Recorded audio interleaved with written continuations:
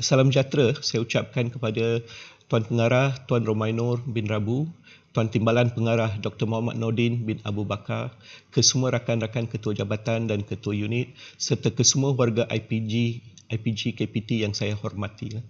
Saya mengucapkan ribuan terima kasih kerana diberi peluang hari ini untuk memberikan satu tajuk yang agak dekat dengan hati saya, iaitu amalan penyelidikan yang beretika. Nama saya T. Shanmugam, Ketua Jabatan Perancangan Penyelidikan dan Inovasi. So, tajuk ini saya pilih kerana pada masa kini kalau kita perhatikan dunia akademik, walaupun kita dah menghasilkan banyak kajian-kajian dan sebagainya, didapati sebahagian besar daripada kajian ini yang dihasilkan itu mempunyai kekurangan dari segi etika dia. Sekejap nanti kita akan perhatikanlah apakah isu-isu etika yang kita timbulkan. Cuba kita perhatikan, so yang ini pula, slide yang kedua ini, iaitu kalau kita perhatikanlah, ini semua saya perhatikan sebagai sesuatu yang tak beretika di dalam penyelidikan pada masa kini. Iaitu, so kalau kita perhatikan, di bawah sekali dia kata pelajar Melayu lemah dalam matematik. Yang ini, kajian ini dijalankan di satu kawasan Dewan Undangan Negeri di Johor, di mana didapati 68.3% daripada pelajar itu, pelajar Melayu memang dah lulus matematik. Tapi artikel ini seolah-olah mengatakan bahawa pelajar Melayu itu kesemuanya lemah di dalam matematik. So yang ini kita boleh istilahkan sebagai satu isu yang tak beretika.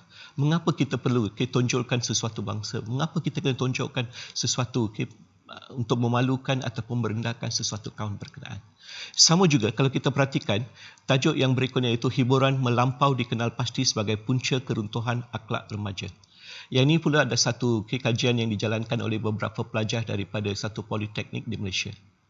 Dan kajian mereka pula terkhusus kepada satu tempat di Shah Alam pula. Dan daripada kajian itu mereka mengatakan keruntuhan akhlak remaja pada masa kini adalah hiburan melampau. Bila saya baca balik artikel, tak ada satu pun rujukan. Yang dirujuk adalah di sini 4 rujukan daripada surat khabar sahaja. So, bila kita nak mengeluarkan sesuatu tajuk seumpama ini, boleh kita katakan sebagai satu tindakan yang tak beretika. Apa maksudnya hiburan melampau? Nothing explained. Dan pada masa kini pula ada dua isu yang sangat merungsingkan dunia akademik, iaitu kita boleh katakan sebagai plagiat ataupun plagiarism. Banyak daripada kajian di-copy dan di-paste. Dan sama juga, so satu lagi isu yang kini merungsingkan adalah boncengan gratis. Boncengan gratis ini bermaksud bila sesuatu penyelidikan dilaksanakan, orang yang tak memberi ataupun penyelidik yang tak memberi apa-apa sumbangan pun meletakkan nama dia. Yang ini dari segi etika dia tak betul. Kalau kita nak meletakkan nama kita sebagai penyelidik bersama dan sebagainya, mesti ada di sini sumbangan kita kepada artikel berkenaan. Inilah beberapa isu yang kita boleh perhatikan sebagai etika di dalam etika yang tidak diamalkan di dalam penyelidikan.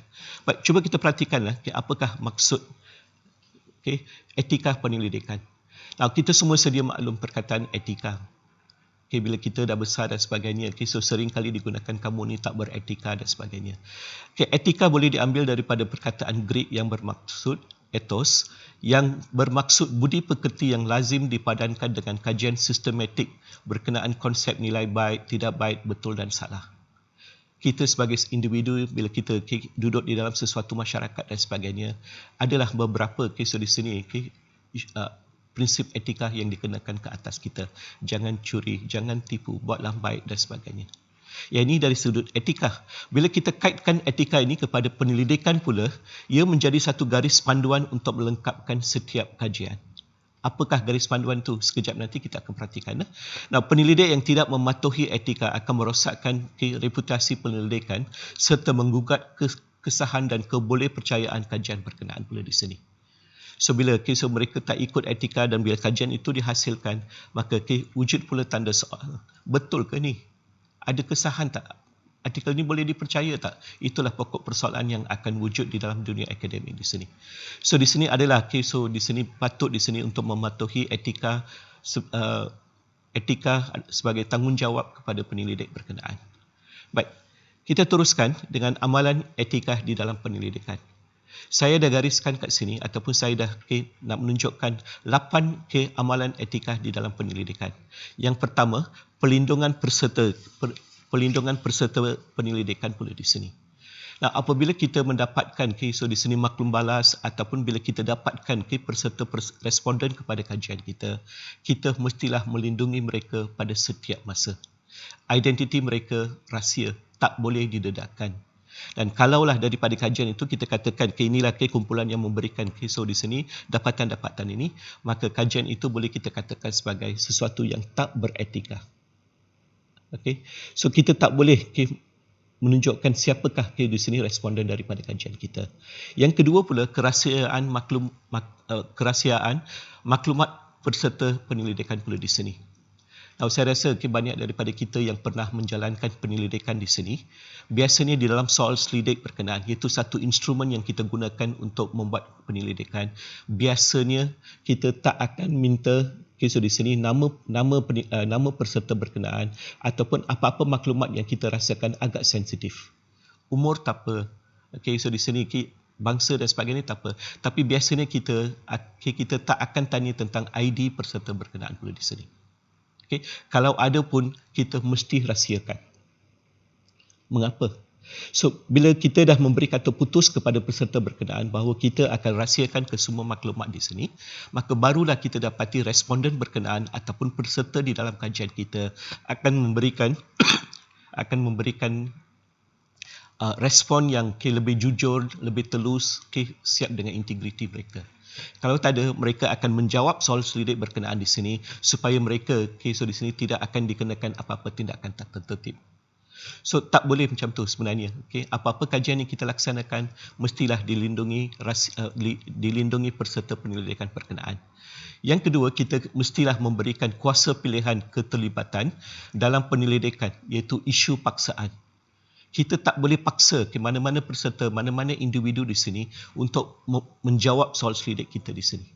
Kita kena jumpa mereka, boleh tak kamu menjawab soal selidik saya pula di sini. So kita tak boleh paksa. Khususnya di dalam sesuatu organisasi berkenaan. Bila bila kita nak mendapatkan maklumat daripada peserta berkenaan, we give them the space, we give them the choice. Do you like to be part of the research or not? Bila mereka dengan rela hati mengatakan okey saya akan jawab, barulah kita dapati so di sini analisis kita ataupun apa-apa yang dijawab oleh mereka adalah ikhlas, telus dan berintegriti. Dan seterusnya, kita kena berikan penjelasan awal tentang penyelidikan kita. Biasanya lah, bila kita ada instrumen kajian, iaitu biasanya soal selidik berkenaan, di depan muka surat berkenaan, kita kena beritahu nama penyelidik berkenaan, apakah tujuan kajian ini, dan apakah kisah di sini, matlamat menggunakan kajian ini pula di sini. Ini adalah untuk membimbing pemahaman peserta-peserta kita ataupun responden kita. We have to do this. Kita tak boleh kita terus pergi mohon tolong jawab sini, mohon tolong jawab ni, tak boleh dah macam tu. We have to tell them, this is a kajian, this is a objective, what are we supposed to do and everything. Dan seterusnya pula adalah menjalankan kajian dengan jujur. Banyak kalilah kita dapati bahawa sekarang ada penyelidik di sini sekarang memalsukan data berkenaan. Iaitu bila dia dah tetapkan objektif kajian, bila data itu tidak dapat menjawab objektif berkenaan ataupun terbalik daripada objektif berkenaan, apa yang dibuat oleh setengah-setengah penyelidik adalah dia akan memalsukan data berkenaan. Yang ini kalau kita perhatikan dari segi amalan penyelidikan, ini adalah satu tindakan yang tidak beretika langsung pula di sini. Tambah pula ada juga penyelidik di sana di mana bila mereka nak menghantar untuk penerbitan dan sebagainya, data pun tak dihantar sekali. They don't have the data, but how can they come up dengan kesemua dapatan data tu? So kita mestilah jujur, dan kita mestilah telus di dalam menjalankan kajian kita. Lepas tu mengelakkan boncengan gratis. Ini saya dah bincangkan tadi, dan saya akan bincangkan dengan lebih lanjut lagi tentang boncengan gratis. Iaitu kita tak boleh membiarkan seseorang yang tidak memberi apa-apa sumbangan positif kepada kajian itu meletakkan nama dia. Dan kalaulah di sini individu berkenaan memberi sumbangan tetapi sumbangan dia paling minimal sekali, yang itu pun adalah salah ataupun dari segi etika dia tak betul untuk meletakkan nama dia. Dan yang terakhir sekali adalah perkongsian hasil penyelidikan. Bila kita menjalankan sesuatu penyelidikan, janganlah kita membuat satu penyelidikan lepas tu letak di dalam almari ke letak dalam komputer.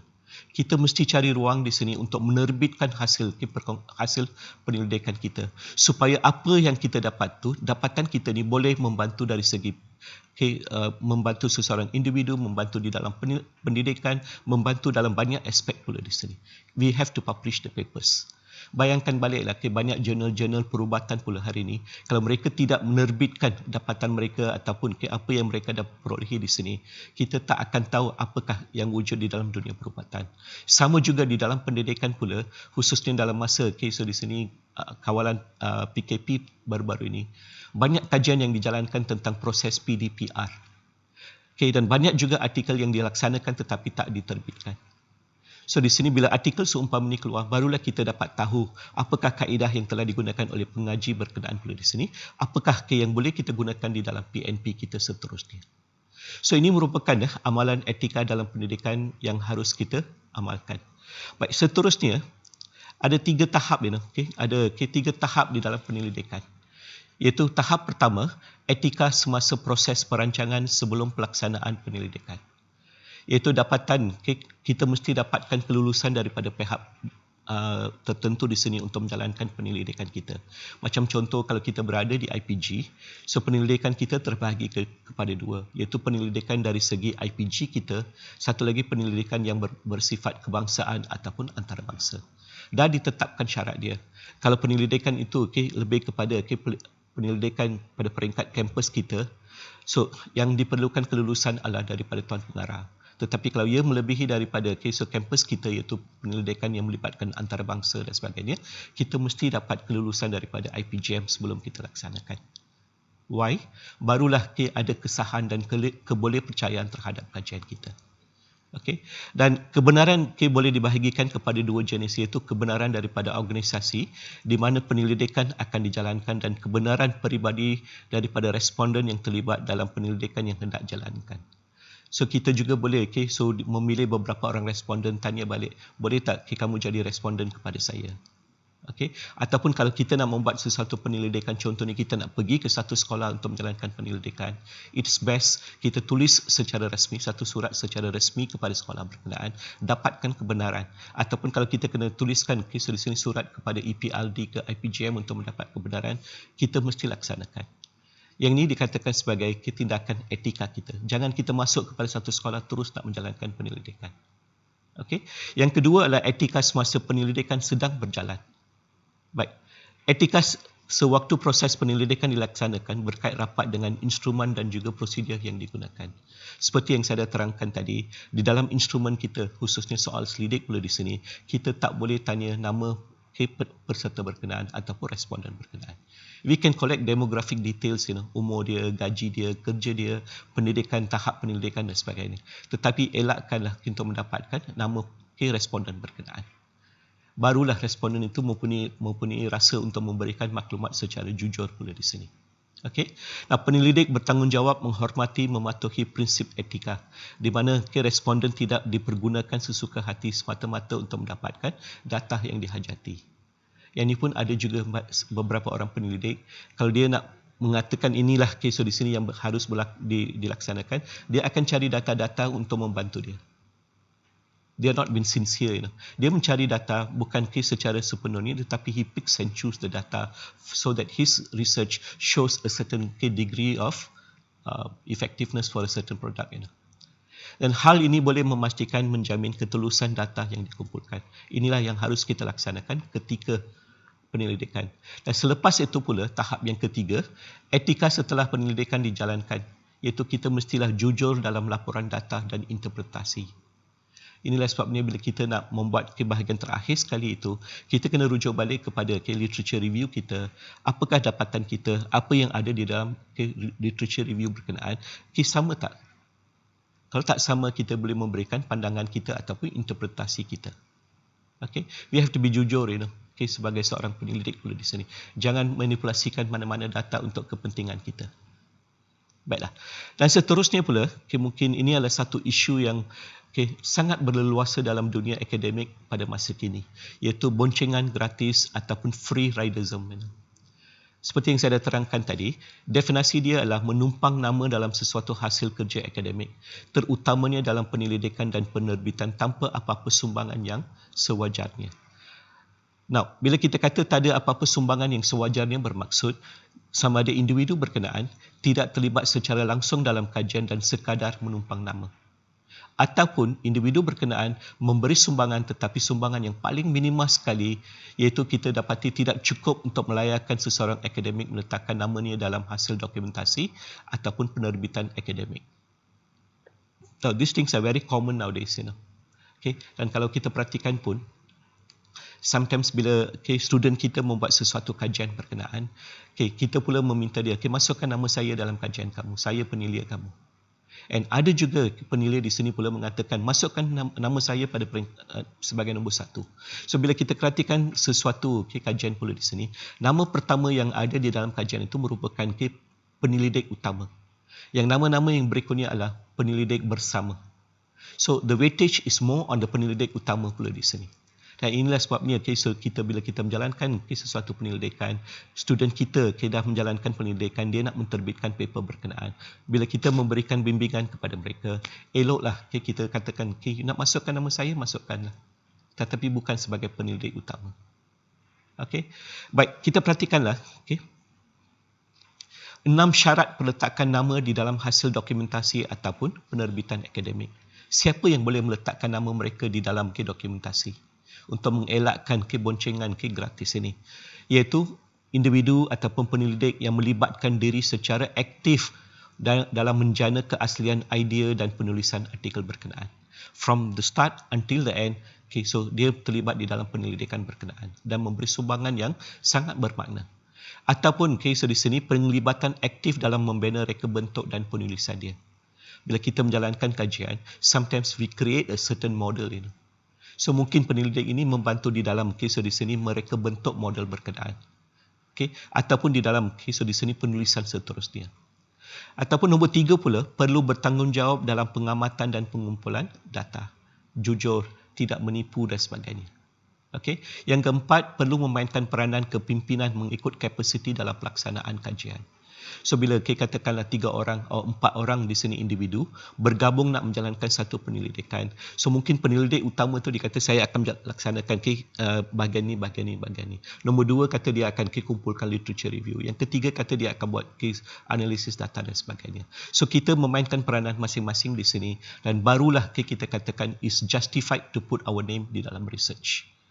Dan seterusnya adalah perlu bertanggungjawab sepenuhnya ke atas manuskrip terakhir. Nah, sebagai seorang penyelidik pula di sini, bila kajian kita keluar dan ada pula runggutan ataupun ada pula yang mengatakan kajian kita ni tak tepat dan sebagainya, kita sebagai penyelidik untuk kajian berkenaan tak boleh kata saya tak tahu, ini semua dia orang buat. That is not right, that is not fair at all. You have to be responsible and kita mesti bertanggungjawab sehingga akhir manuskrip berkenaan. Sama ada dicetak dan sebagainya. Dan perlu mempertahankan penerbitan tersebut mengikut disiplin profesional masing-masing. Nah, ini pun adalah satu isu yang kini wujud di dalam dunia akademik sekarang. Sometimes kita perhatikan, so ada satu artikel tentang ekonomi contohnya. Biasanya bila kita nak menghasilkan satu kajian tentang ekonomi dan sebagainya, it is best for a person with the background of economics education to talk about the article. Ini mungkin dia belajar, so mungkin dia buat apa-apa, so background dia lain pula, tiba-tiba dia nak meletakkan nama dia di dalam kajian berkenaan. I'm not saying cannot, but it has to have a limitation, professional involvement. Baik. Yang inilah beberapa isu yang saya nak ketengahkan di dalam amalan penyelidikan yang beretika. Sekian, terima kasih untuk memberikan peluang kepada saya untuk menyampaikan Deep Talk hari ini. Terima kasih sekali lagi.